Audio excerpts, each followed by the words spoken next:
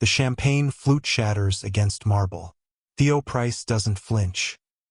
His bare feet are already bleeding from the glass shards scattered across the servants' entrance.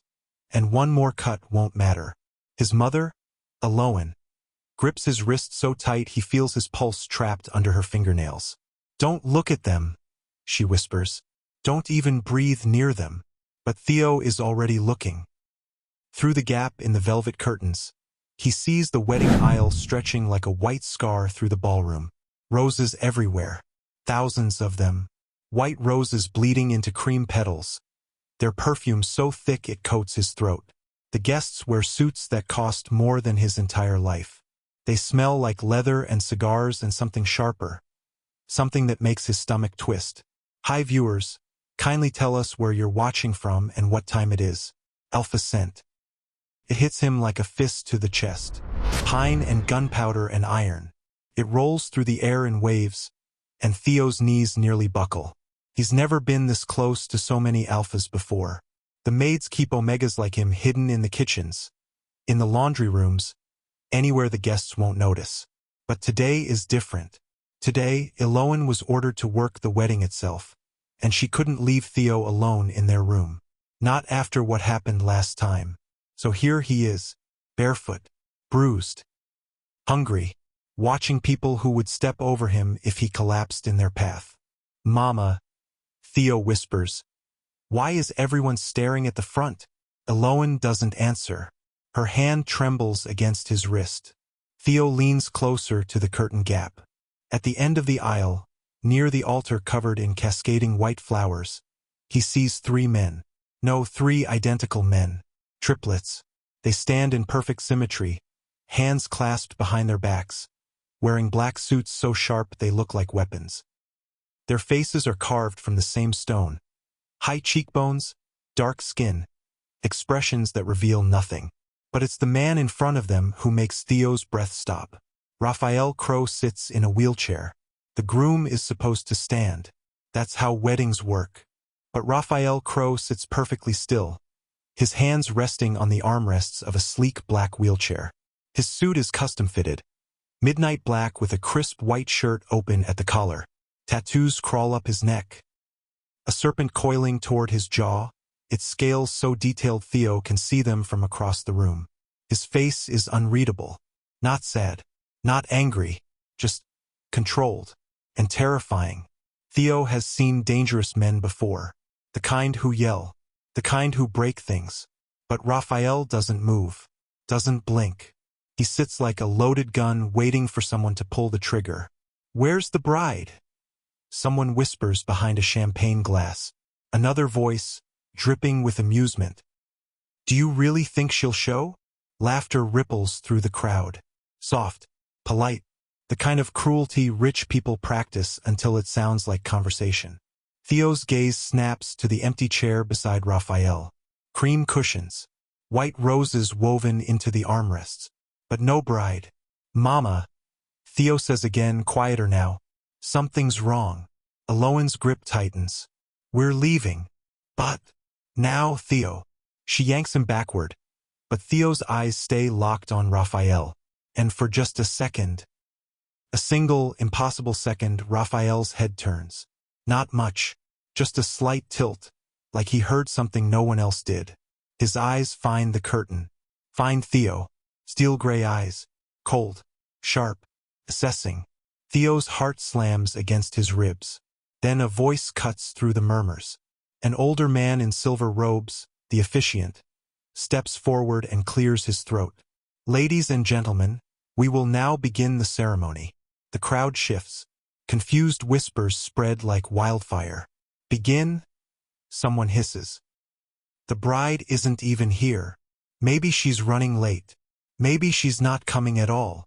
The officiant ignores them. He opens a leather-bound book, his hands shaking just enough for Theo to notice. "We are gathered here today to witness the union." "Stop." The word doesn't echo. It doesn't need to. Raphael's voice is quiet, but it cuts through the room like a blade through silk. Everyone freezes. Raphael doesn't look at the officiant. He looks at the empty chair. "She's not coming," Raphael says. No one argues. No one even breathes. Then, from the back of the ballroom, the double doors swing open. A man strides in, tall, silver-haired, wearing a suit that probably cost more than Aloan makes in a year. He carries an envelope in one hand. Theo recognizes him. Odette Vale's father. The bride's father. The man walks down the aisle with the confidence of someone who's never been told no. He stops in front of Rafael and doesn't bow. Doesn't apologize. He simply holds out the envelope. She asked me to deliver this, he says. Rafael stares at the envelope. Doesn't take it. The silence stretches. Tightens. Theo can hear his own heartbeat in his ears. Finally, Rafael speaks. Read it. Odette's father blinks. Excuse me? Read it. Rafael repeats. Out loud. The man's jaw tightens, but he doesn't refuse. He tears open the envelope, pulls out a single sheet of paper, and begins. Rafael Crowe. I regret to inform you that I will not be attending today's ceremony. After careful consideration, I have concluded that you are no longer fit to lead. You are no longer fit to claim. You are no longer fit to mate. The words land like bullets. Someone in the crowd gasps. Another smothers a laugh behind a gloved hand. Whispers erupt, spreading through the guests like poison. She didn't. Oh my God. She actually. Poor bastard. Theo watches Rafael's hands. They don't shake. They don't move. But his knuckles go white where they grip the armrests. So white Theo thinks the fabric might tear. And then it does. Blood seeps through Rafael's palms where his nails have dug into his own skin. But his face remains blank. Expressionless. A mask carved from stone. One of the triplets steps forward, leaning close to Rafael's ear. Theo can't hear what he says. But Rafael's response is barely a whisper. Lock the gates. The triplet nods and disappears into the crowd. Theo's stomach drops. Behind him, Aloan makes a sound. A sharp, choked gasp. Theo turns just in time to see her face go pale. She's staring at Odette's father, her eyes wide with something Theo has never seen before. Terror. Not fear. Terror. Mama! Theo whispers. She doesn't answer. She's already pulling him back toward the servants' corridor. Her movements frantic now. But before they can escape, Theo hears it. A whisper from the crowd. Close. Too close.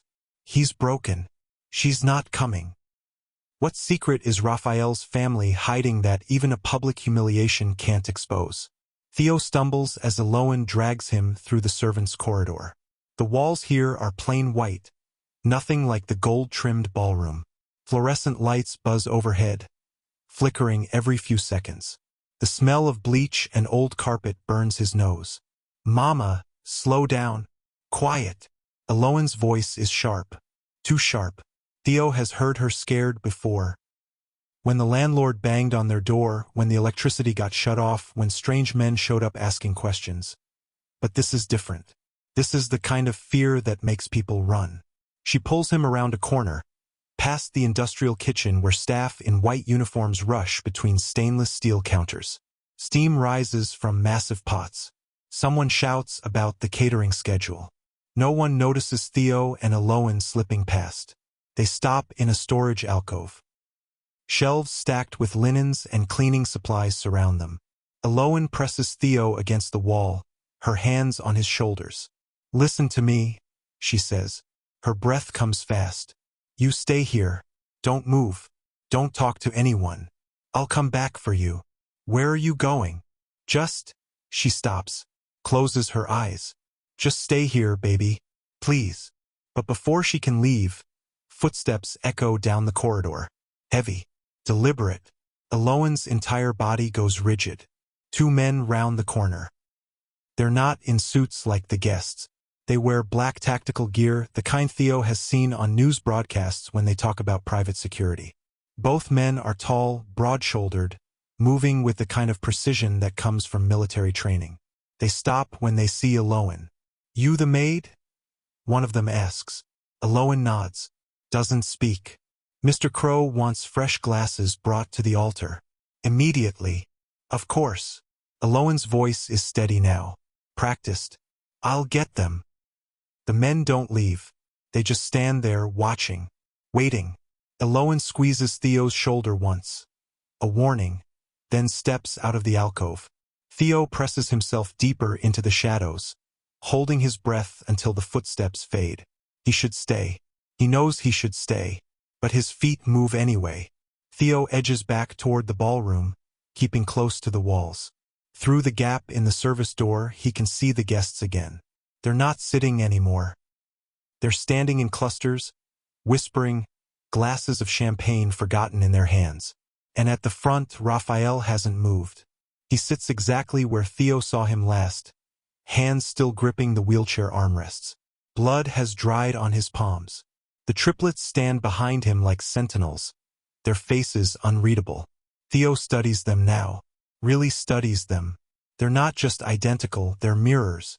Same height, same build, same expression. But there's something in the way they stand, the way they watch the crowd, that makes Theo's skin crawl. They're not bodyguards, they're predators. And Rafael is the apex. The scent hits Theo again. Pine, gunpowder, iron. The stronger now, cutting through the roses, through the champagne, through everything. Theo's stomach clenches. His skin prickles. He doesn't understand why his body is reacting like this. Why his pulse is racing, why his hands are shaking, why he feels like he needs to move closer even though every instinct screams at him to run. Omega response. He's felt it before, once, when an alpha passed too close to him in a grocery store. But this is different. This is overwhelming. It feels like gravity pulling him forward, like a hook buried in his chest dragging him toward Rafael. Are we starting or not? Someone in the crowd demands. The officiant, still standing near the altar, looks like he wants to disappear. I believe we should wait for what? A woman interrupts. The bride isn't coming. This is humiliating. Humiliating for who? Another voice asks. Him or us? Laughter. Soft. Vicious. Rafael still doesn't react. But one of the triplets leans down, whispers something in his ear. Rafael's jaw tightens. Just barely. Just enough for Theo to notice. Then Rafael speaks. Proceed. The officiant blinks. I'm sorry, sir? Proceed with the ceremony. The room goes silent. But, sir, the bride. I'm aware. Rafael's voice is calm. Too calm. Proceed anyway. The officiant's mouth opens. Closes. He looks at the crowd, at the triplets, at the empty chair beside Rafael. Then slowly he nods. Very well. He clears his throat and opens the leather-bound book again. His hands shake so badly the pages rattle. Ladies and gentlemen, we are gathered here today. The double doors at the back of the ballroom slam open. Everyone turns. A woman strides in. Not Odette. Someone older, dressed in a navy suit, carrying a tablet. She walks straight to Odette's father and hands him the device without a word. He reads whatever's on the screen. His face goes pale. What is it? Someone whispers.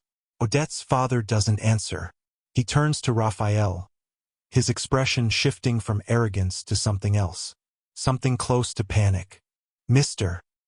Crowe, he says carefully. Perhaps we should discuss this privately. Rafael tilts his head. Discuss what? The situation. My daughter's decision. There's been a misunderstanding. There's no misunderstanding. Rafael's voice doesn't rise, doesn't change. Your daughter made her position clear. She read it to 300 witnesses. She was emotional, confused. I'm sure if we lock the gates. The triplet who had disappeared earlier reappears near the entrance. He nods once. Somewhere in the distance, Theo hears a metallic clang. The sound of heavy doors closing, locking. The crowd shifts. Nervous now. What's happening? Why are the gates? Mr. Crowe, this is highly irregular. Rafael finally looks at Odette's father. Really looks at him. And Theo sees it. The moment the older man realizes he's made a mistake. The moment he understands that Rafael Crowe, wheelchair or no wheelchair, is the most dangerous person in this room. You delivered the message. Rafael says quietly. Now sit down. Odette's father doesn't argue. He walks back to his seat, moving stiffly like a man walking to his execution. Theo's gaze drifts back to Rafael. And this time, Rafael is looking directly at him. Not at the crowd. Not at the altar. At the gap in the service door where Theo is hiding. Their eyes lock. Steel gray meets brown. Theo's breath catches. His vision blurs at the edges. The scent intensifies. Pine, gunpowder, something deeper, something that makes his knees weak. He grips the doorframe to stay upright. Rafael's expression doesn't change. But his eyes, they shift. Narrow, like he's trying to solve a puzzle. Then, slowly, Rafael's hand lifts. One finger, pointing directly at Theo.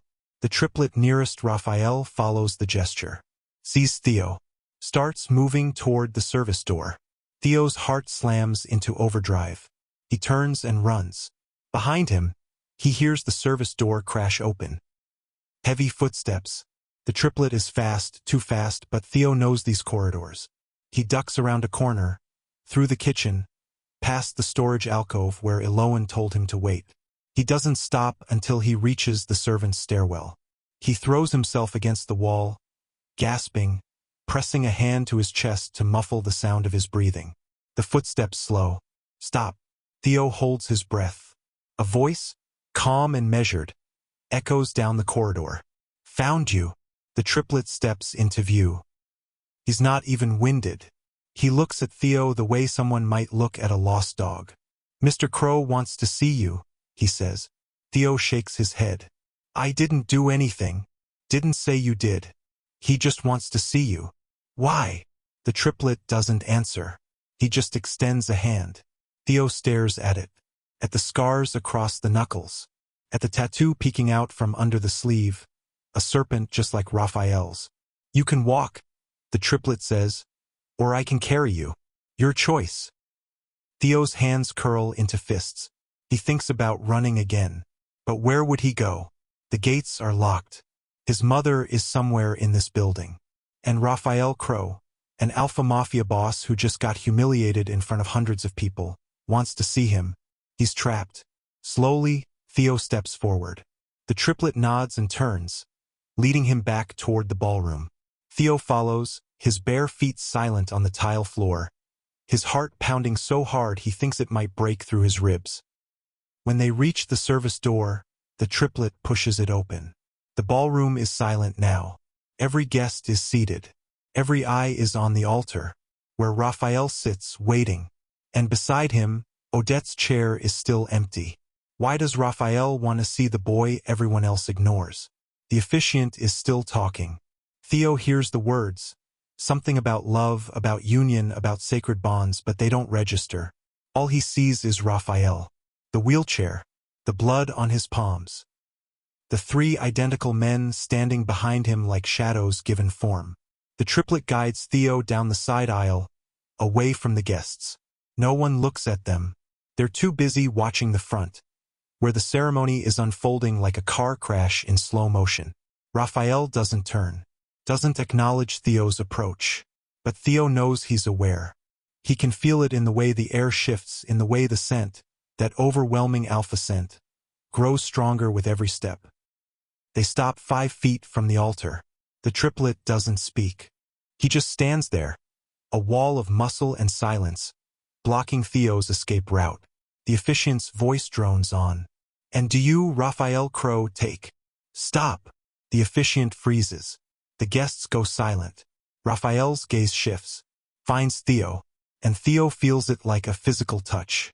The weight of those steel gray eyes.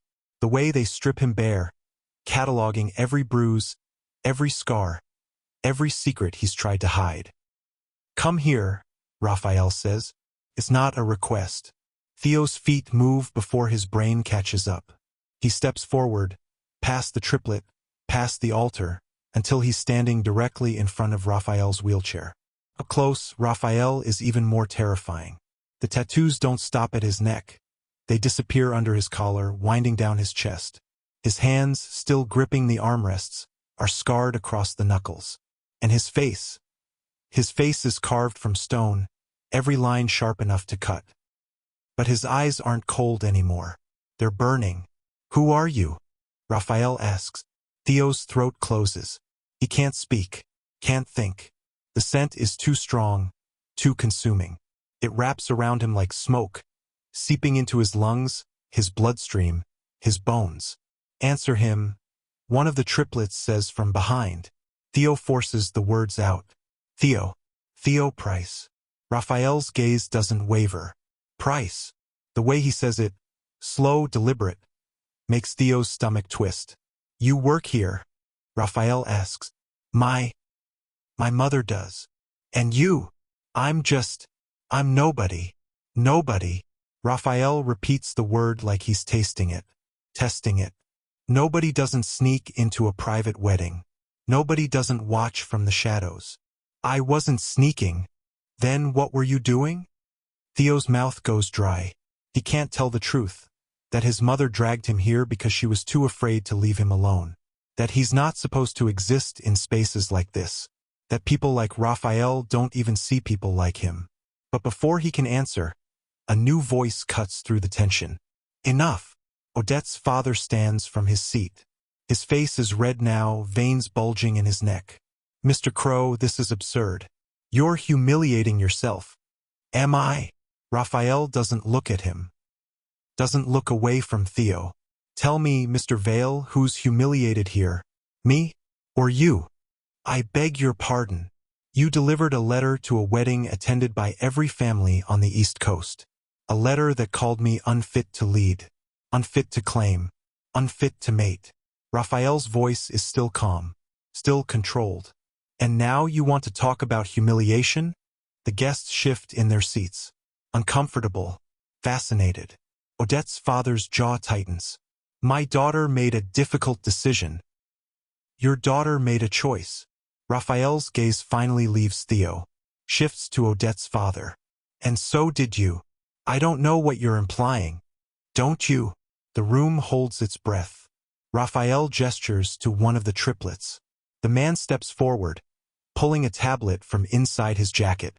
He taps the screen, then turns it toward the crowd.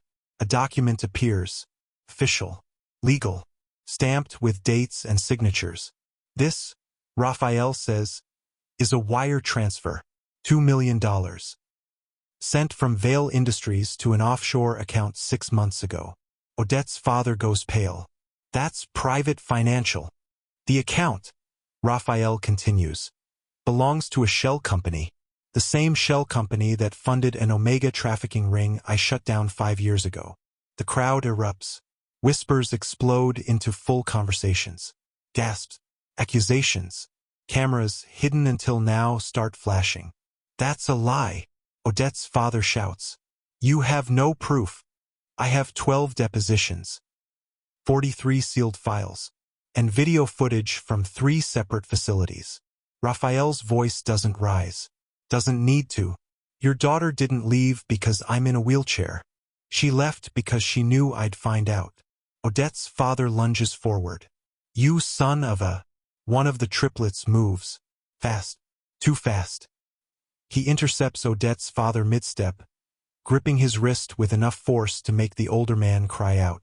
"Sit down," the triplet says. Odette's father doesn't argue. He collapses back into his seat, cradling his wrist, his face twisted in pain and rage. The crowd is on fire now. People are standing, shouting, pulling out phones. Security tries to maintain order, but it's chaos. Beautiful, orchestrated chaos. And through it all, Rafael sits perfectly still. Theo watches him, watches the way he doesn't flinch, doesn't react. Like he planned this. Like every word, every revelation was calculated down to the second. Then Rafael's gaze returns to Theo. "You," he says quietly, "come closer." Theo's body obeys before his mind can protest. He steps forward until he's standing right beside the wheelchair.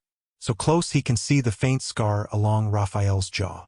So close he can feel the heat radiating from him. Rafael reaches out. His hand hovers near Theo's wrist. Not touching, just waiting. "Why are you bleeding?" Rafael asks. Theo looks down. His feet are still bare, still cut from the glass.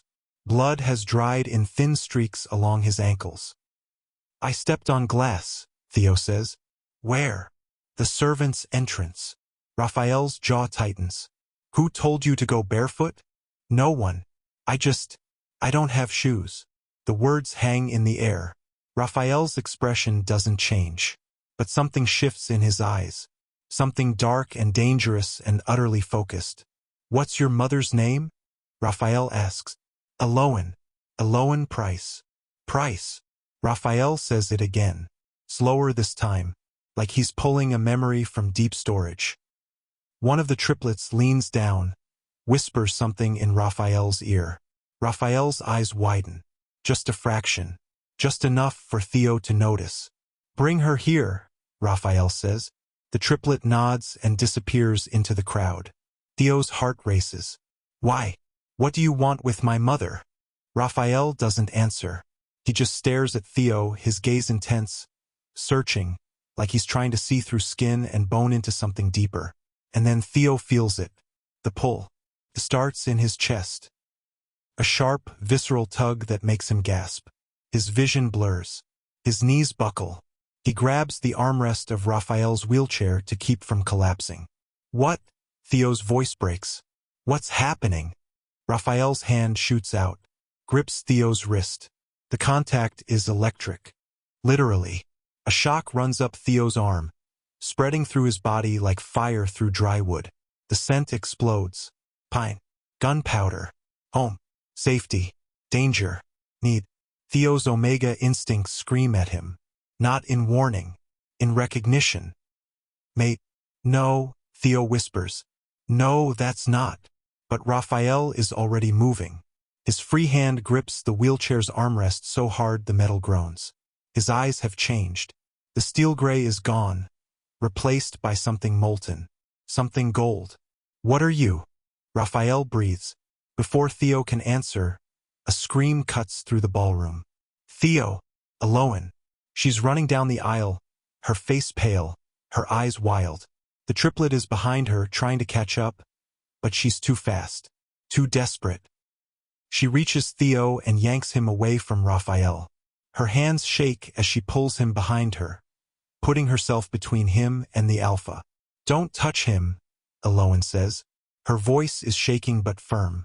Please, don't touch him. Rafael stares at her, really stares, and then his eyes drop to her wrist, to the tattoo. A barcode, black ink, faded but unmistakable. Rafael's entire body goes rigid. You, he says, you were in the program. Eloan doesn't answer. She just grips Theo tighter. Which facility? Rafael demands. It doesn't matter. Which one? The one you destroyed. Eloan's voice cracks. The one in Newark. 5 years ago. The room is silent now. Every guest is watching. Every camera is recording. Rafael's gaze shifts to Theo, then back to Eloan, then to Theo again. And Theo sees it the moment Rafael puts the pieces together. He's yours, Rafael says. Yes. And his father? Eloan's face twists. There was no father. There was just the program. Rafael's hands curl into fists. Blood wells up from his palms again where his nails dig into the wounds. How old is he? Rafael asks. 15. When were you in the facility? 16 years ago. Rafael's jaw clenches. He looks at Theo again, and this time his expression is different. Not cold, not controlled, devastated. He shouldn't exist, Rafael says quietly. Eloan's eyes fill with tears. I know. The program had termination protocols. Every pregnancy was. I know. Eloan's voice breaks. I got out before they could. Barely. Rafael closes his eyes, takes a slow breath. When he opens them again, they're back to steel gray, back to control. Leave, he says. Eloan blinks. What? Take your son and leave. Now. Before. A phone rings. One of the triplets pulls it from his pocket. Answers. Listens. His expression doesn't change, but he leans down to Rafael and whispers something that makes Rafael's entire body go still. "Repeat that," Rafael says. The triplet speaks louder now. Odette's on the line. She wants to talk. Rafael stares at the phone, then at Theo, then at Eloan. "Put her on speaker," Rafael says. The triplet taps the screen. Static crackles through the ballroom. Then Odette's voice fills the air. Cold, clinical, dripping with contempt. "Hello, Rafael." What does Odette know about Theo that even his mother tried to hide? The ballroom is so quiet Theo can hear his own heartbeat. Odette's voice crackles through the speaker, sharp and precise, like a scalpel cutting through skin. "I assume you've made quite the spectacle," she says. "That was always your specialty." Rafael doesn't answer. He just stares at the phone in the triplet's hand, his expression unreadable. "Nothing to say?" Odette continues. "How disappointing. I thought you'd at least try to salvage what's left of your dignity." Eloan's grip on Theo tightens. She's trembling now, her entire body shaking like she's standing in a winter storm. Theo doesn't understand why, doesn't understand any of this. "Odette," Rafael says finally. His voice is calm, too calm. "Why are you calling?" "Because I wanted to make sure you understood." "Understood what?" "That this was never about your legs." The words land like stones in still water. Ripples spread through the crowd. Whispers erupt again, but quieter this time. Cautious. Rafael tilts his head. "Then what was it about?" "Guilt." Odette pauses. "Yours specifically." "Explain." "You destroyed a trafficking ring 5 years ago. Burned the facilities. Prosecuted everyone involved. Very noble. Very heroic." Her voice drips sarcasm. "But you missed something." Rafael's hands tighten on the armrests. "What did I miss?" "The financiers. The people who actually funded the operation. The ones who made sure it stayed hidden for decades." "I'm aware." "Are you?" Odette laughs. It's not a pleasant sound. "Because if you were, you'd know my family was one of them." The ballroom explodes. Guests leap to their feet. Cameras flash. Security moves to contain the chaos. But it's too late. The confession is out. Recorded. Broadcast to everyone in the room. Rafael doesn't react. He just sits there watching the phone like it's a live grenade. "You knew," he says quietly. "Of course I knew." Odette's voice is smug now. "I've known for months. Ever since you started asking questions about the program again. Ever since you started digging into the offshore accounts. And you didn't think to mention it? Why would I? I was going to marry you. Tie our families together. Make sure you never looked too closely at where the money came from." She pauses. "But then you got shot. And suddenly you were vulnerable. Weak. And I realized I didn't need to marry you to protect my family. I just needed to destroy your credibility first." Rafael's jaw tightens. "By leaving me at the altar." "Exactly. A paraplegic alpha abandoned by his Omega bride? The tabloids will eat it up. By the time you recover, if you recover, no one will take you seriously. You'll be a joke. A cautionary tale." Theo watches Rafael's face. Watches the way his expression doesn't change. Doesn't crack. But his eyes burn. "You miscalculated," Rafael says. "Did I? You assumed I'd be humiliated. That I'd retreat. Lick my wounds." Rafael's voice drops lower. Quieter. "But you forgot who you were dealing with." "And who's that?" "Someone who doesn't lose." Silence on the other end of the line. Then Odette laughs again. But this time it sounds forced. "We'll see about that," she says. "Enjoy your wedding, Rafael. I hope it was everything you dreamed of." The line goes dead. The triplet lowers the phone. The crowd erupts again. Louder this time. People are shouting. Arguing. Odette's father tries to stand, but security forces him back down. And through it all, Rafael sits perfectly still. Then his gaze shifts. Finds Eloan. "You," he says. "Stay." Eloan shakes her head. "We need to leave.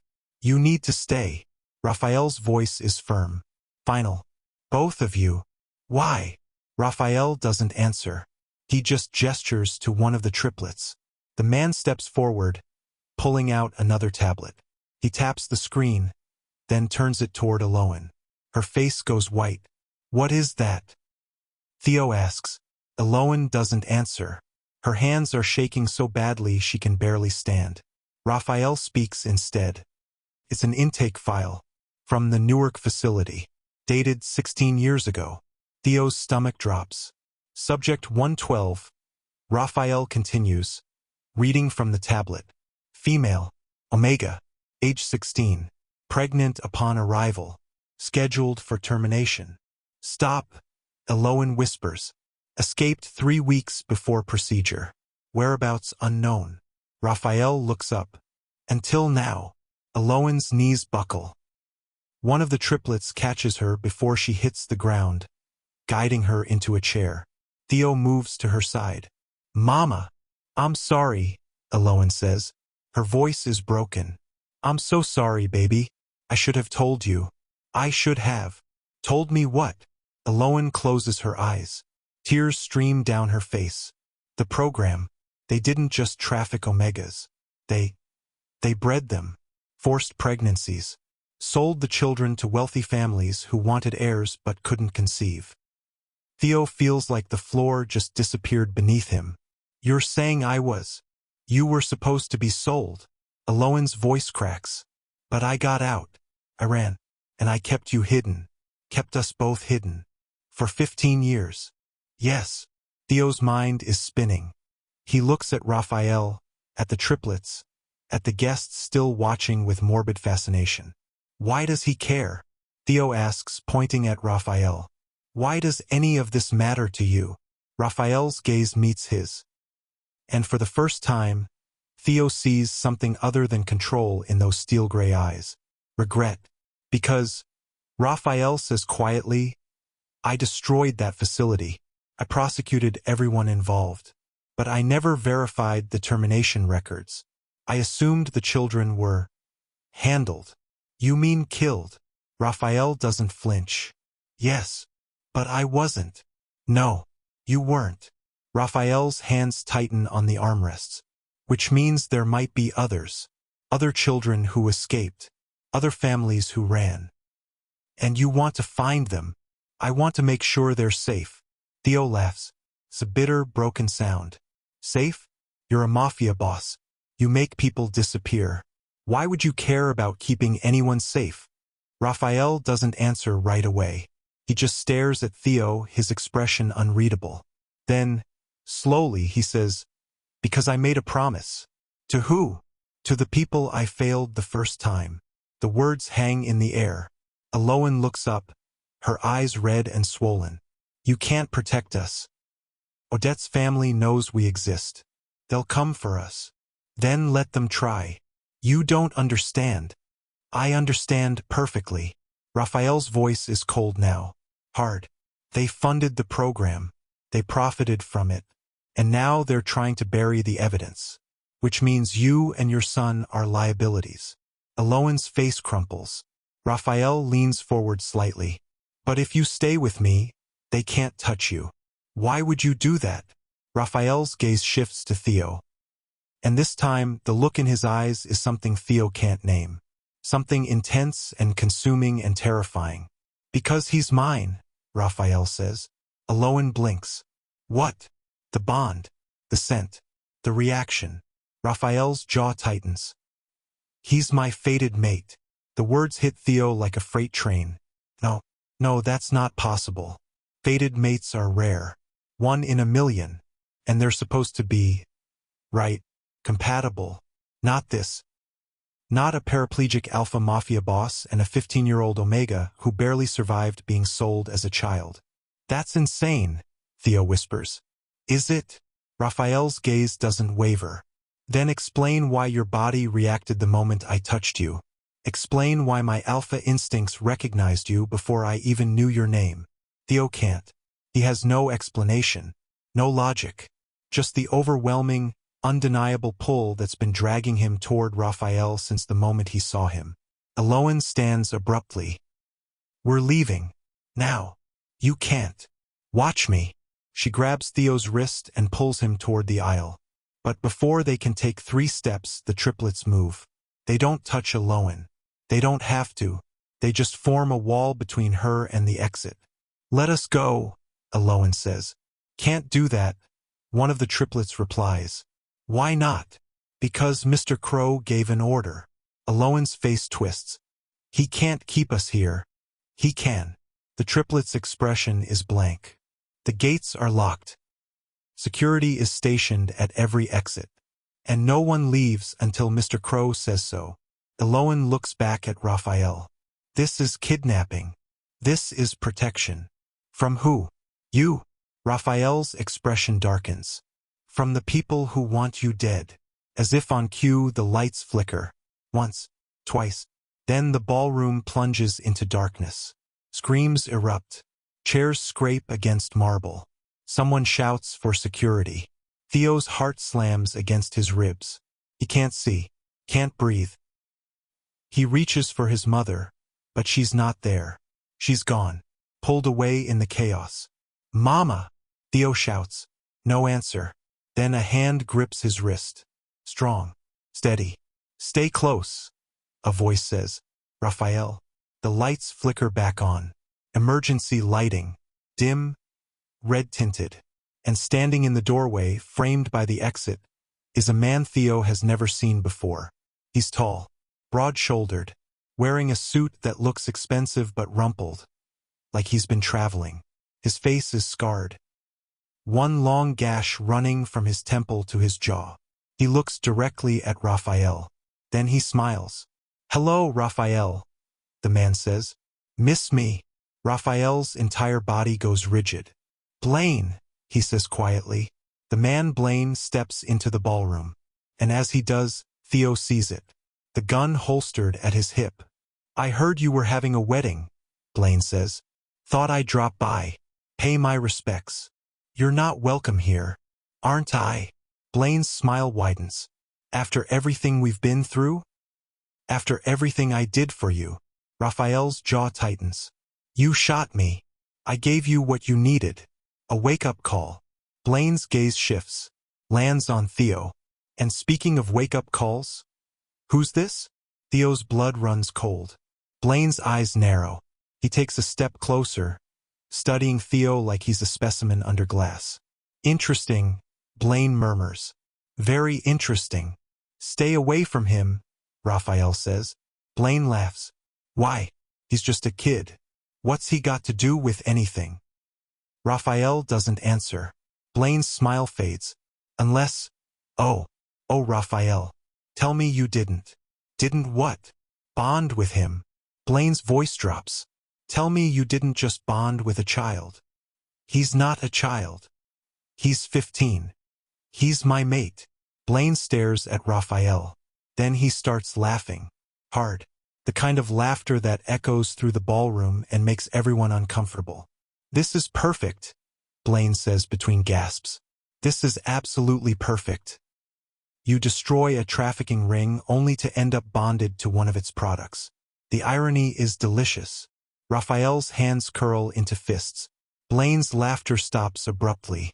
His expression goes cold. You know what this means, don't you? Blaine says. Odette's family isn't the only one who'll come for him. Everyone will. Every family you've wronged. Every enemy you've made. They'll all see him as a weakness. A way to hurt you. Rafael's voice is deadly calm. Then they'll die trying. Blaine pulls the gun from his holster. Doesn't aim it. Just holds it casually like it's a prop. Maybe, Blaine says. Or maybe I'll save them the trouble. He raises the gun. Points it directly at Theo. What did Blaine just see in Theo that made him pull a gun? The barrel of the gun is a black hole. Theo can't breathe. Can't move. His entire world has narrowed to that single point of metal aimed at his chest. Someone screams. Maybe his mother. Maybe a guest. Theo doesn't know. The sound is muffled, distant, like he's underwater. Blaine's finger rests on the trigger. Then Rafael moves. Not fast. Not dramatic. He just raises one hand. One single, deliberate gesture. Lower it, Rafael says. His voice is quiet, almost gentle, but there's something underneath it. Something so cold, so utterly devoid of mercy, that even Blaine hesitates. "You're bluffing," Blaine says. "Am I?" Blaine's jaw tightens. His gaze flicks to the triplets, who have moved without Theo noticing.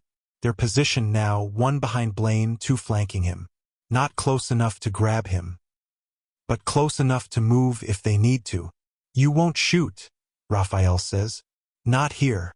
Not in front of 300 witnesses." "Why not?" Blaine's smile returns. "You think I care about witnesses? I've killed for less." "I know. I was there." The words land like a slap. Blaine's expression flickers. Just for a second. Just long enough for Theo to see the crack beneath the bravado. "Besides," Rafael continues, "if you shoot him, you'll have to shoot me. And then them." He gestures to the triplets. "And then half the people in this room. Are you prepared for that kind of mess?" Blaine doesn't answer. Rafael leans forward slightly. The wheelchair creaks under the shift in weight. "Or," Rafael says quietly, "you could lower the gun. Walk away. And we can pretend this never happened." "Pretend?" Blaine laughs. "You think I'm here to negotiate? I think you're here because you're desperate."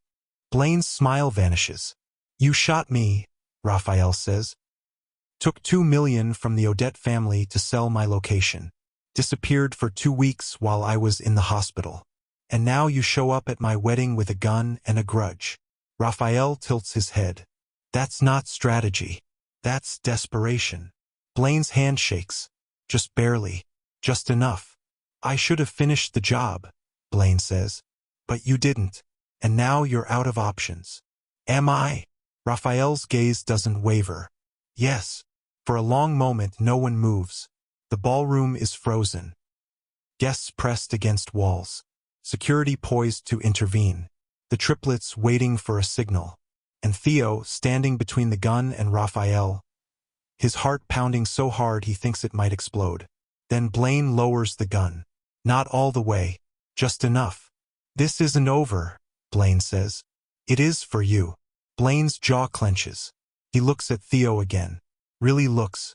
And something shifts in his expression. Something that makes Theo's skin crawl. "He's just a kid," Blaine says quietly. "You know that, right?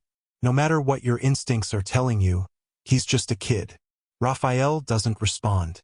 "You're going to destroy him," Blaine continues. "The same way you destroy everything you touch." "Get out," Rafael says. Blaine holsters the gun. Slowly, deliberately. Then he steps back, hands raised in mock surrender. "Fine," Blaine says. "I'll go. But don't say I didn't warn you." He turns and walks toward the exit. The triplets don't stop him. They just watch as he disappears through the doors. The moment he's gone, the tension breaks. Guests erupt into conversation. Security rushes forward. Someone calls the police. But Theo doesn't hear any of it, because Rafael is looking at him. And the look in his eyes is something Theo has never seen before. Something raw and unguarded and terrifying in its intensity. "Come here," Rafael says. Theo's feet move. He doesn't decide to. They just move. One step, then another. Until he's standing right in front of the wheelchair again. Rafael reaches out.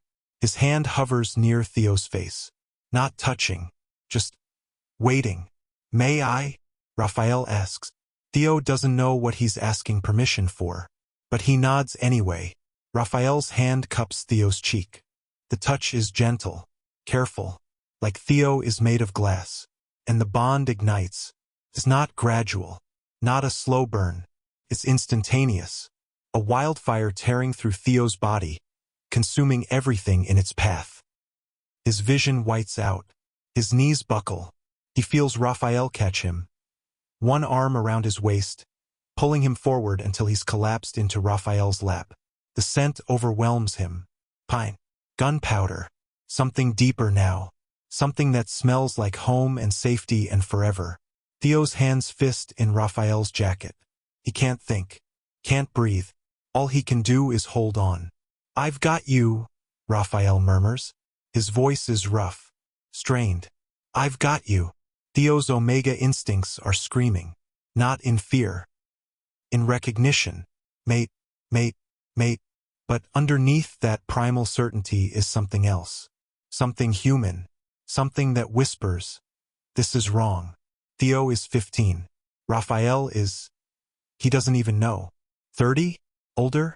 And he's a mafia boss. A man who makes people disappear. A man who just orchestrated the public destruction of an entire family without raising his voice. This can't be right. But his body doesn't care about right or wrong. It only cares about the bond. Why? Theo gasps. Why me? Rafael's hand tightens on his waist. I don't know. That's not an answer. It's the only one I have. Theo pulls back just enough to look at Rafael's face. Up close, the scars are more visible. The lines around his eyes. The way his jaw is clenched so tight it must hurt. What happens now? Theo asks. Rafael's gaze softens. Just a fraction. Now I keep you safe. From who? Everyone. If I have to. Theo's breath catches. You can't do that. You can't just claim me. I'm not a thing. I'm not property. I know. Then why? Because you're mine.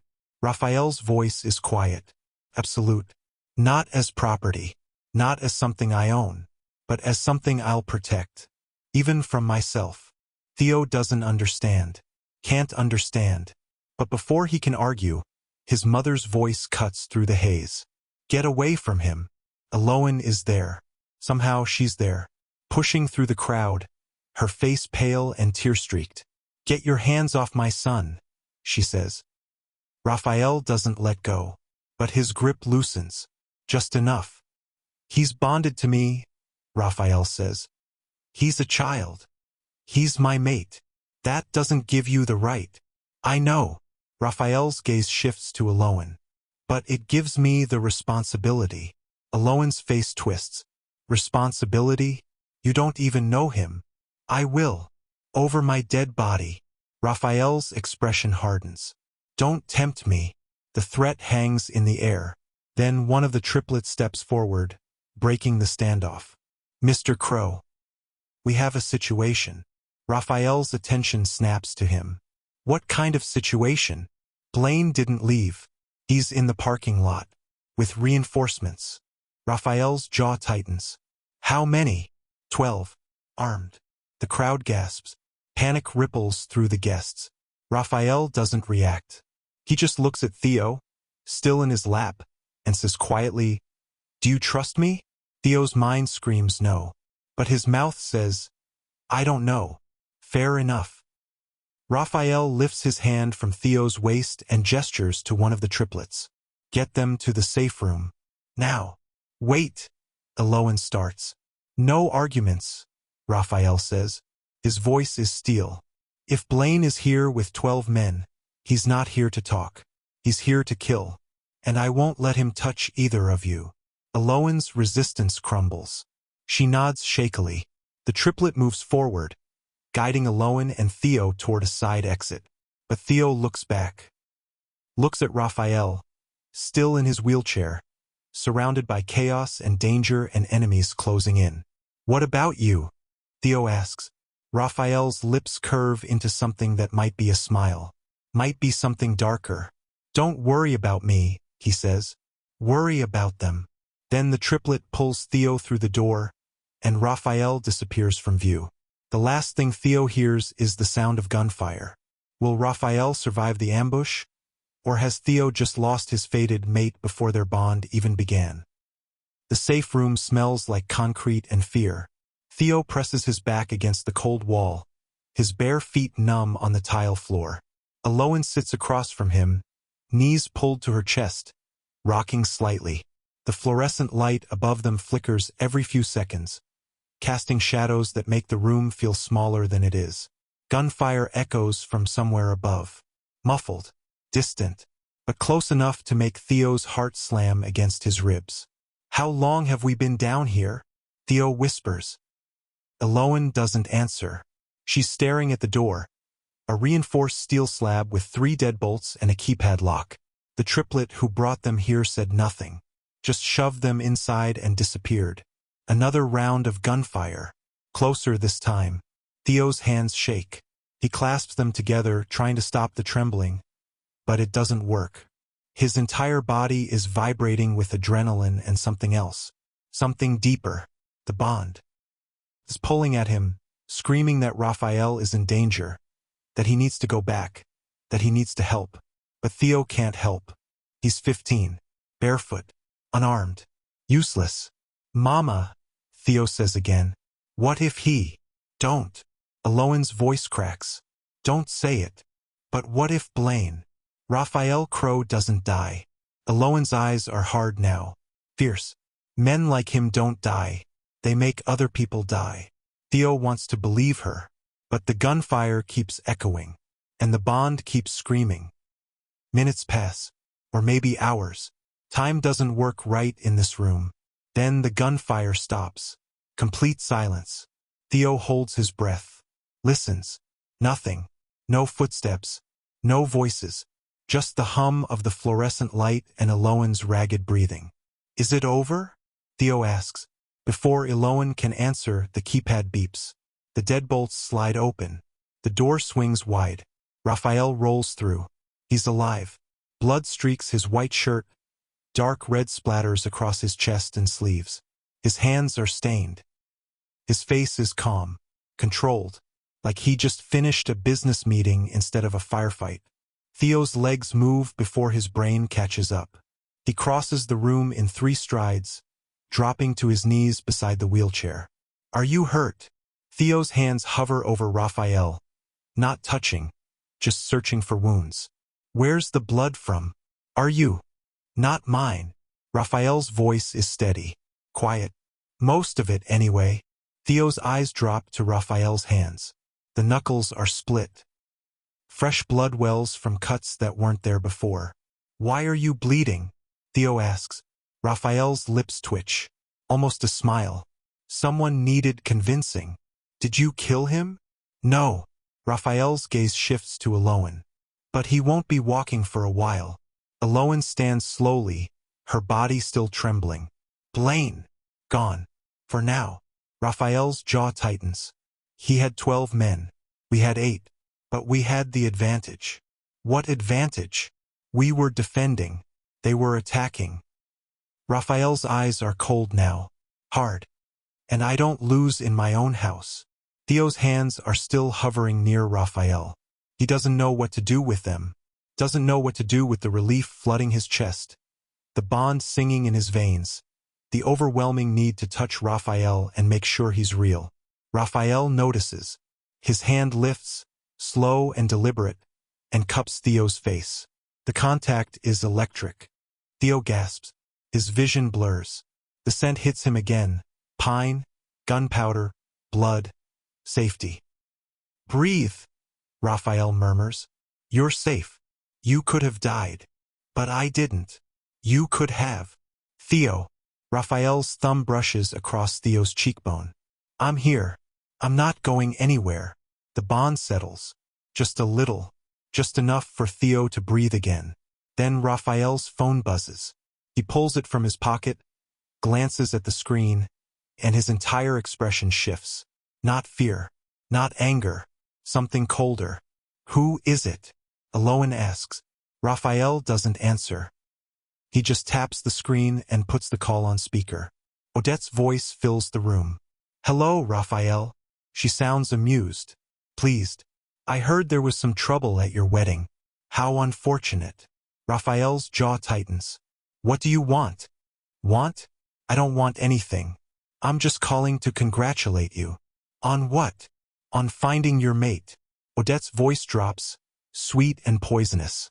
The boy. Theo, is it? Such a pretty name. Such a pretty face. Theo's blood runs cold. Rafael's hand tightens on the armrest. How do you know his name? Oh, Rafael. Did you really think I didn't do my research? I've known about the boy for months. Ever since you started digging into the program again. She pauses. I have to say, the irony is delicious. You destroy a trafficking ring, only to bond with one of its survivors. Fate has a sense of humor. Stay away from him. Or what? You'll kill me? Odette laughs. We both know you won't. You're too controlled for that. Too careful. You'll threaten. You'll posture. But you won't pull the trigger. Rafael's voice drops to a whisper. Try me. Silence on the other end. Then Odette's laughter fades. Fine, she says. Keep the boy. Protect him. Lock him in your tower like some tragic fairy tale. But know this, Rafael, he's a liability. Every enemy you've ever made will see him as a weakness. A way to hurt you. And eventually one of them will succeed. Not if I kill them first. You can't kill everyone. Watch me. Odette's voice turns sharp. That boy shouldn't exist, Rafael. He was supposed to be terminated 16 years ago. The fact that he's alive is a mistake. My family's mistake. And we don't leave mistakes uncorrected. Rafael's eyes turn molten gold. Touch him, and I'll burn your entire family to the ground. Empty threats. Try me, Rafael repeats. The line goes dead. Theo's hands are shaking again. He looks at Aloan, whose face has gone pale, then back at Rafael. She's going to come for me, Theo whispers. Yes, and you can't stop her. Rafael's gaze locks on Theo. Unwavering. Absolute. I will stop her, Rafael says. Even if I have to destroy everything she loves to do it. What price will Rafael pay to protect a mate he barely knows? Viewers, if you're hooked on this story, don't miss what happens next. Subscribe and turn on notifications so you never miss a chapter. Drop your thoughts in the comments below and let us know. Do you think Rafael can truly protect Theo? Or is the bond already doomed? Share this story with someone who loves intense, emotional storytelling. Your support inspires us to keep bringing you these powerful narratives. Rafael doesn't move from the doorway. His hands rest on the wheelchair armrests, knuckles still bleeding, shirt still stained with someone else's blood. But his eyes are locked on Theo, searching, calculating. What's your full name? Rafael asks. Theo blinks. What? Your full name. All of it. Theo Pryce. You already know that. Middle name. I don't have one. Rafael's jaw tightens. He looks at Aloan. When he was born, what name did they give him? Aloan's face crumples. They didn't give him a name. He was just a number. What number? Aloan closes her eyes. Tears stream down her face. 247. Rafael pulls out his phone, taps the screen, scrolls through something Theo can't see. Then he stops. His entire body goes rigid. What? Theo asks. What is it? Rafael turns the phone around. On the screen is a document. Old. Scanned. The edges are yellowed, the text faded, but still legible. Newark Facility, Intake Log. Subject 247. Sex, male. Classification, Omega, DOB. Estimated 16 years prior. Mother. Subject 112. Escaped. Status. Liquidation approved. Pending recapture. Theo's stomach drops. They were going to kill me, he whispers. Yes. Rafael's voice is flat, emotionless, but his hands are shaking. They marked you for termination the moment your mother escaped. Aloan sobs. I didn't know. I thought if I ran far enough, if I kept us hidden. You did the right thing. Rafael's gaze softens when he looks at her. You saved him. But they still know he exists. Yes. And now Odette knows. Yes. Aloan's knees buckle. She sinks into the chair, her hands covering her face. Theo stares at the document, at the word liquidation, at the casual way it's written like his life was just another line item on a spreadsheet. How many others? Theo asks. Rafael scrolls through the phone. The program ran for 30 years. Hundreds of Omegas passed through. Most were trafficked. Some were bred. Very few escaped. But some did. Yes. How many? Rafael's jaw tightens. According to the files, 12 subjects were marked as escaped. Your mother was one of them. You were the only child born from an escapee. Theo's breath catches. The only one? The only one we know of. Rafael's eyes darken. But the program kept poor records. There could be others. Hidden. Unregistered. Why does that matter? Because if Odette's family financed the program, they'll want to erase the evidence. Every survivor. Every child. Every record. Rafael's voice drops. You're not just a liability to me. You're a liability to them. Theo's hands curl into fists. So what do? We find the others before Odette does. How? Rafael doesn't answer. He just gestures to one of the triplets, who steps forward and hands him a tablet. Rafael taps the screen, pulling up a map covered in red dots. These are the last known locations of the 12 escapees, Rafael says. Most went underground, changed their names, disappeared. Can you find them? I already did. Rafael's lips curve into something that might be a smile. I've had people tracking them for 5 years. Ever since I shut down the program. Aloan looks up, her face streaked with tears. You've been watching us? Not watching. Protecting. Rafael's gaze is steady. I made a promise when I destroyed that facility. I promised I'd make sure no one from the program could hurt anyone again. That includes the survivors. But you didn't contact us. I didn't want to drag you back into this world. I thought if I kept you hidden, kept you safe, you could have a normal life. Rafael's jaw tightens. I was wrong. Why? Because Odette's family never stopped looking. They've been hunting the survivors for years. And now that I'm bonded to you, they'll accelerate their timeline. Theo's chest tightens. You're saying they'll kill the others to get to me? Yes. Then we have to warn them. Rafael's eyes narrow. We will. But first, I need to know something. What? Rafael leans forward, his gaze locking on Theo with an intensity that makes Theo's breath catch. Why you? Rafael asks quietly. Out of all the people in that ballroom, why did you step forward? Why did you offer me your hand? Theo's mouth goes dry. He doesn't have an answer. Doesn't know why his feet moved, why his hand extended, why he asked Rafael to dance when every instinct screamed at him to run. I don't know, Theo whispers. Yes, you do. I don't. You saw something, Rafael presses. In that moment, when I was sitting in front of 300 people who were laughing at me, you saw something. What was it? He looks away, but Rafael's hand catches his chin, gently turning his face back. Tell me, Rafael says. Theo's voice breaks. I saw someone who was alone. The words hang in the air. Rafael's expression doesn't change, but something flickers in his eyes. Something raw. Everyone else saw a broken alpha, Theo continues. But I just saw someone who needed to know they weren't alone. Rafael's hand drops. He leans back in the wheelchair, his gaze distant. That's why the bond chose you, Rafael says quietly. What? Fated bonds don't form randomly. They form when two people see each other, really see each other. Not the mask, not the role, the person underneath. Rafael's eyes meet Theo's again. You saw me when no one else did. And I saw you. I'm not special. I'm just. You're mine. Rafael's voice is firm, final, and I will burn the world to keep you safe. Before Theo can respond, Rafael's phone buzzes again. He glances at the screen. His expression hardens. What now? Aloan asks. Rafael's jaw clenches. Odette's father is here. Here? In the building. In the parking lot.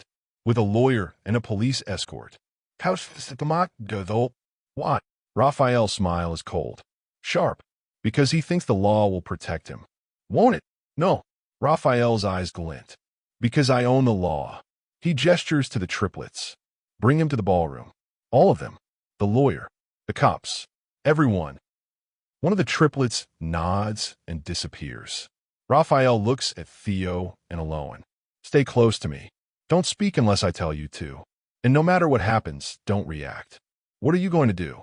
Aloan asks. Rafael's smile widens. I'm going to give them exactly what they came for. What truth is Rafael about to expose that even the police can't ignore? If this story has you on the edge of your seat, Make sure you subscribe and hit that notification bell so you don't miss the explosive next chapter. Comment below and tell us. Do you think Odette's father will escape justice? Or is Rafael 3 steps ahead? Share this story with someone who loves twists that hit like a freight train. Your engagement fuels these powerful narratives. Thank you for being part of this journey. The ballroom looks like a crime scene. Shattered champagne glasses litter the floor. Overturned chairs form barricades near the exits. Blood stains the marble. Dark smears leading toward the doors where Blaine's men drag themselves out. But the altar is untouched. The white roses still cascade down the archway.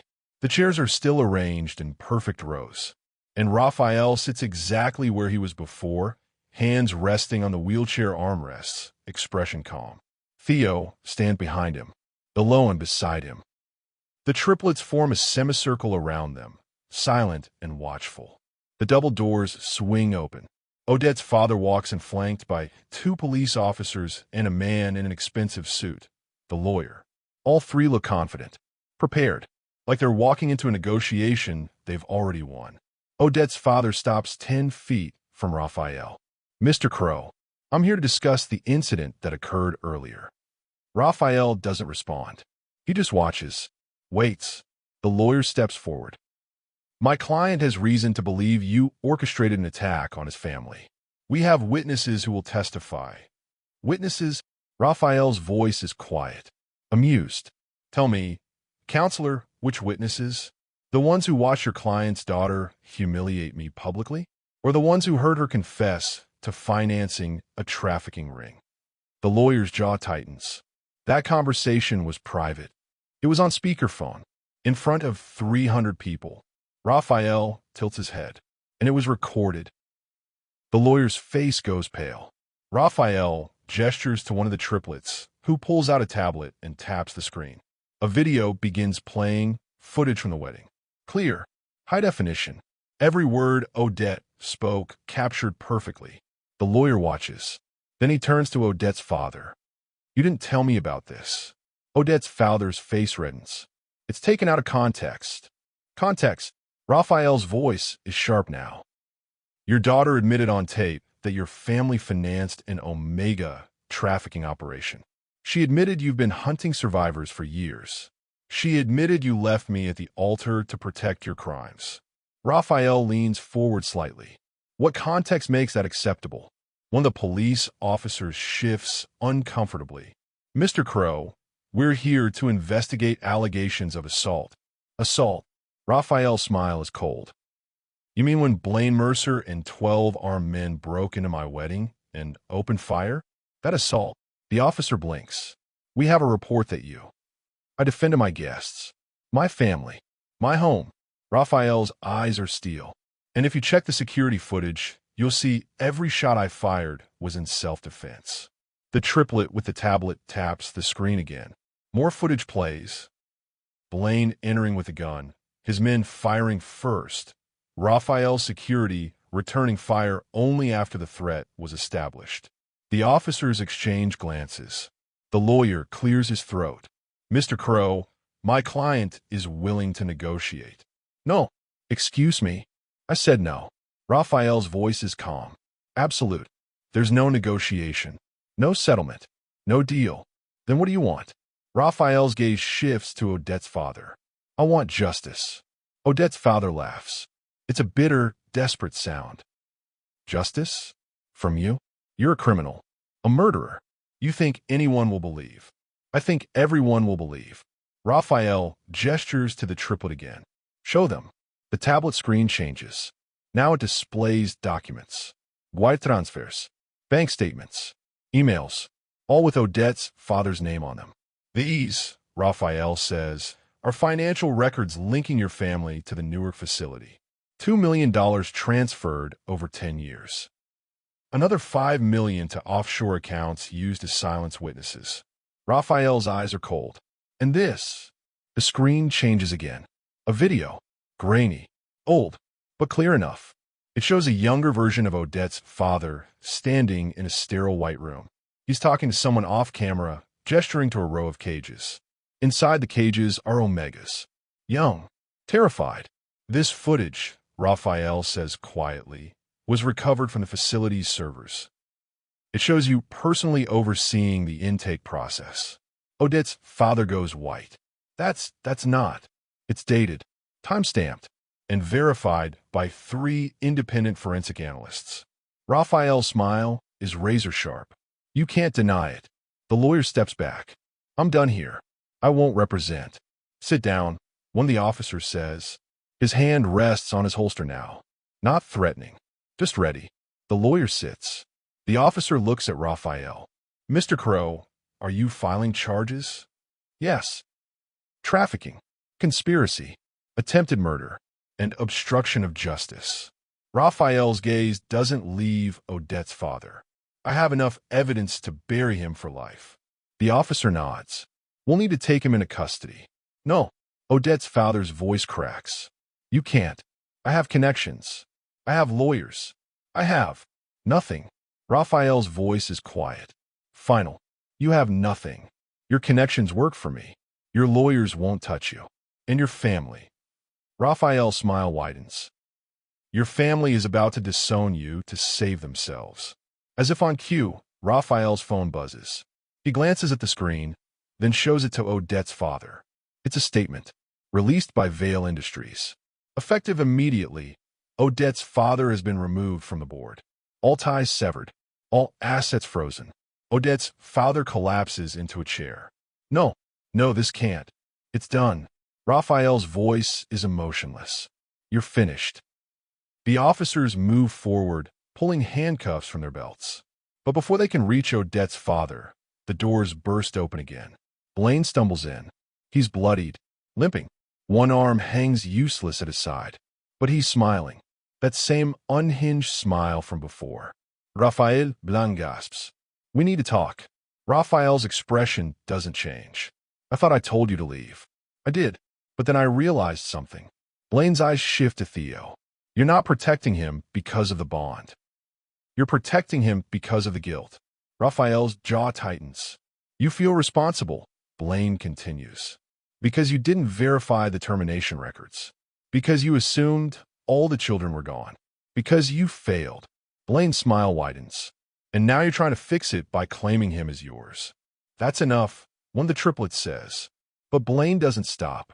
He's not your mate, Rafael. He's your penance. Rafael's hands curl into fists. Get him out of here. The triplets move forward, but Blaine raises his good hand. Wait, before you throw me out, you should know something. What? Blaine's eyes gleam. I've been watching Theo since he was born. I knew where he was, who he was, what he was. Blaine's voice drops, and I reported it to Odette's family 6 months ago. The room goes silent. Theo's blood runs cold. Blaine looks directly at him. You think you're safe because Rafael noticed you? I've had eyes on you for 15 years, kid. Every school, every move, every moment. Blaine's smile is vicious. You were never hidden. You were just bait. What did Blaine just reveal that changes everything Rafael thought he knew? This story is building to an unforgettable climax. Subscribe now and turn on notifications so you're here when it all comes crashing down. Drop a comment below. Do you think Blaine is bluffing, or has he been pulling the strings all along? Share this with anyone who loves stories that don't hold back. Your support means everything. Thank you for riding this emotional roller coaster with us. Rafael doesn't move, doesn't speak, but the air in the ballroom shifts, tightens, like the moment before lightning strikes. Explain, Rafael says. His voice is so quiet it's almost a whisper, but it cuts through the room like a blade. Blaine's smile widens. You really didn't know, did you? You thought you were protecting him. Thought you were so clever, tracking the survivors, keeping tabs on them from a distance. He laughs. But I was closer. I was always closer. How long? Rafael's hands grip the armrest so hard the metal creaks. 15 years. Since the day Aloan gave birth in that rundown clinic in Queens. Blaine's eyes shift to Aloan. You thought you were safe, didn't you?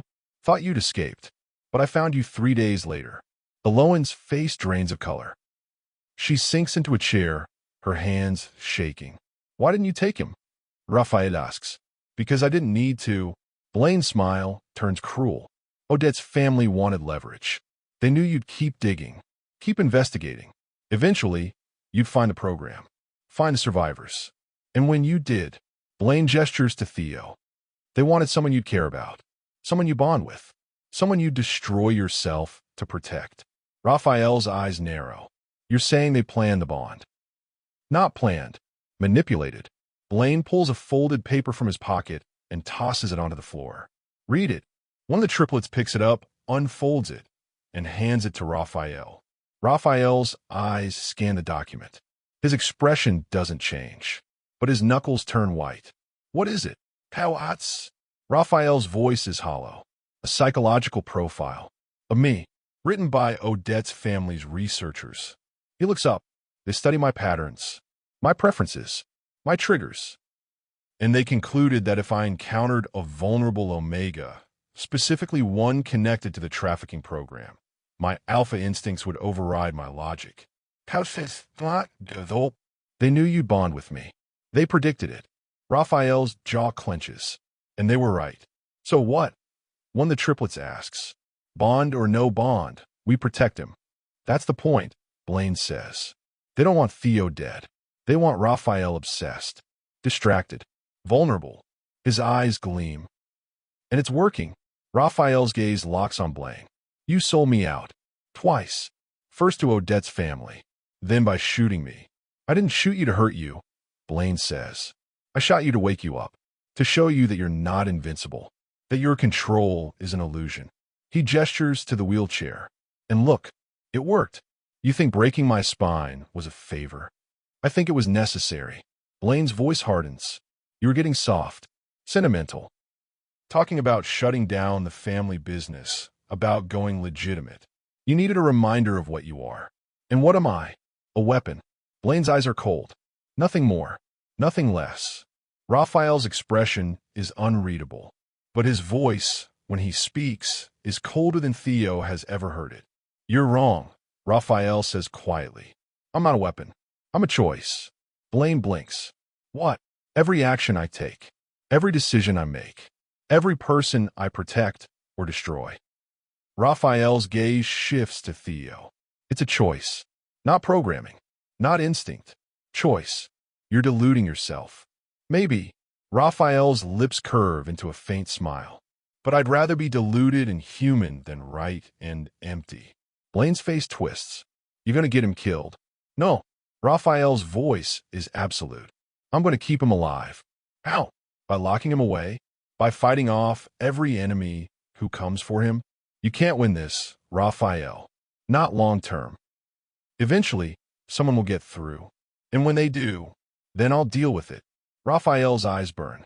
But I won't let you or anyone else use him as bait. Not anymore. Raphael gestures to the triplets. Take Blaine into custody. Charge him with conspiracy, attempted murder, and treason. Treason? Blaine laughs. We're not a government. We're a family. And you betrayed it. Raphael's voice is ice. That's treason enough for me. The triplets move forward. Blaine tries to run, but his injuries slow him down. Within seconds, he's restrained, hands cuffed behind his back. As they drag him toward the exit, Blaine looks back at Theo one last time. You're going to destroy him, Blaine says, just by existing. And when you do, remember, I tried to warn you. Then he's gone. The ballroom is silent. Theo stares at the spot where Blaine stood, his mind racing. Everything he thought he knew about Raphael, about the bond, about his own existence, has been turned upside down. Is it true? Did they manipulate the bond? Raphael doesn't answer right away. He just looks at Theo, his expression softer now. Tired. I don't know, Raphael admits. Maybe they studied me well enough to predict my reaction. Maybe they put you in my path knowing I'd bond with you. He pauses. But it doesn't matter. How can it not matter? Because even if the bond was manufactured, the choice is still mine. Raphael's eyes are steady. I choose to protect you. I choose to care for you. I choose to keep you safe, not because of instinct or manipulation, but because I want to. You don't even know me. Then I'll learn. Raphael's voice is firm. We'll learn each other. And whatever happens, we'll We'll face it together. Aloan stands abruptly. This is insane. You're both talking like this is sustainable. Like Theo can just live in your world. Her voice breaks. He's 15. He should be in school. With friends. Living a normal life. There is no normal life, Rafael says gently. Not for him. Not anymore. Odette's family knows he exists. Blaine knows. Half the East Coast knows. His gaze is sad. The moment I bonded with him, his normal life ended. Aloan's face crumples. Then what do? Rafael's expression hardens. We make sure anyone who wants to hurt him thinks twice. He pulls out his phone, taps the screen, and the video displays on the ballroom's projector. It shows the documents, the wire transfers, the footage of Odette's father, and a final slide, a list of names. Dozens of them, all connected to the trafficking program. This, Rafael says, is going live in 10 minutes. Every news outlet, every social media platform, every law enforcement agency on the East Coast. The officers in the room exchange glances. One of them steps forward. Mr. Crowe, we'll need copies of all this evidence. You'll have it. Rafael nods. Along with my full cooperation. The officer blinks. You're cooperating? I told you. I want justice. Rafael's smile is thin. And I'll do whatever it takes to get it. As the officers lead Odette's father out in handcuffs, Rafael turns to Theo. This isn't over, Rafael says. Odette's family will retaliate. Others will too. But I promise you, no one will touch you while I'm breathing. What if that's not enough? Rafael's hand reaches out, cups Theo's face. Then I'll make enough. The bond hums between them. Not manipulation. Not instinct. Just connection. And for the first time since this nightmare started, Theo lets himself believe that maybe, just maybe, he's going to survive this. Can Rafael truly protect Theo from an entire network of powerful enemies? Or is this just the calm before the storm? We're almost at the finish line of this incredible story. Don't miss the conclusion. Subscribe and turn on notifications to be here for the final chapter. Comment below and tell us, do you believe in Rafael and Theo's bond, or is it doomed from start? Share this story with anyone who loves emotional, high-stakes drama. Thank you for being part of this journey. Your support fuels every word. 3 weeks later, the world looks different. Odette's family is in ruins. The evidence Rafael released sparked federal investigations across 4 states. Arrests followed. Assets seized. The Vale name, once synonymous with wealth and power, is now a punchline on the evening news. Odette herself disappeared. Some say she fled to Europe. Others think she's hiding in South America. Rafael doesn't care. She's no longer a threat. Blaine is in custody, awaiting trial, facing charges that could put him away for life. And Theo is standing in Rafael's study, staring out the window at the city below. The penthouse is quiet, safe. The triplets rotate shifts at the door. Aloan is in the kitchen, making tea and pretending she's not watching Theo every second. You're thinking too loud, Rafael says from behind him. Theo doesn't turn. I'm thinking about what happens next. What do you want to happen? Theo's reflection stares back at him in the glass. I don't know. A month ago I was invisible. Now I'm this. He gestures vaguely at the room. The guards. The life he never asked for.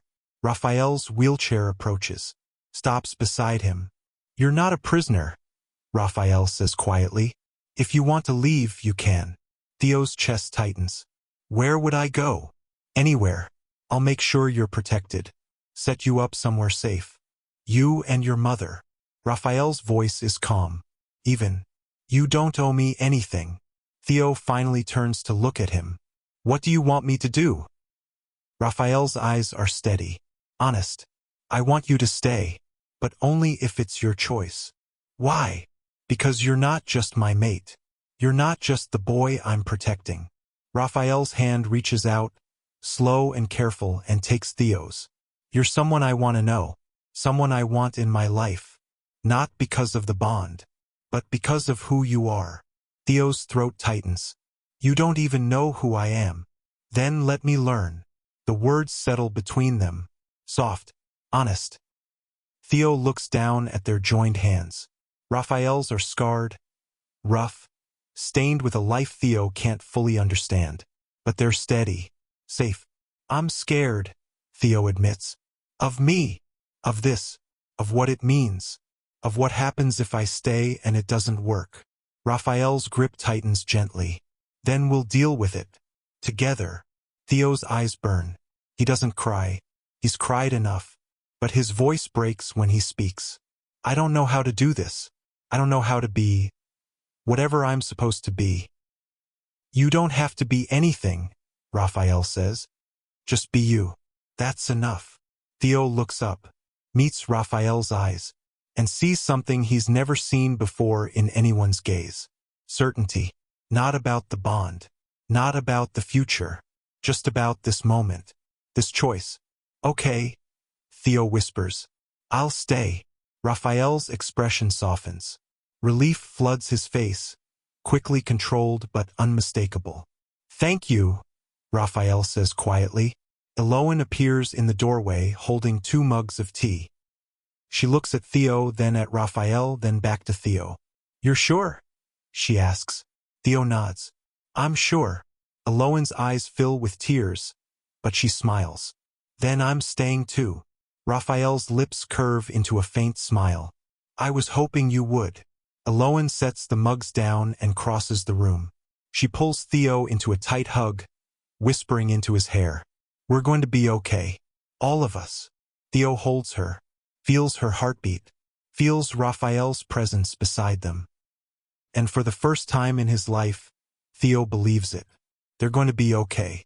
1 month later, Rafael makes an announcement. He's stepping back from the family business. Not leaving entirely, he's too entrenched for that, but delegating. Passing control to the triplets. Focusing on legitimate enterprises.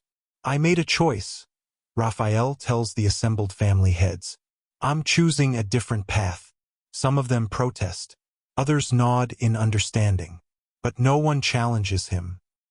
Because Rafael Crowe, paraplegic or not, is still the most dangerous man in the room. And everyone knows it.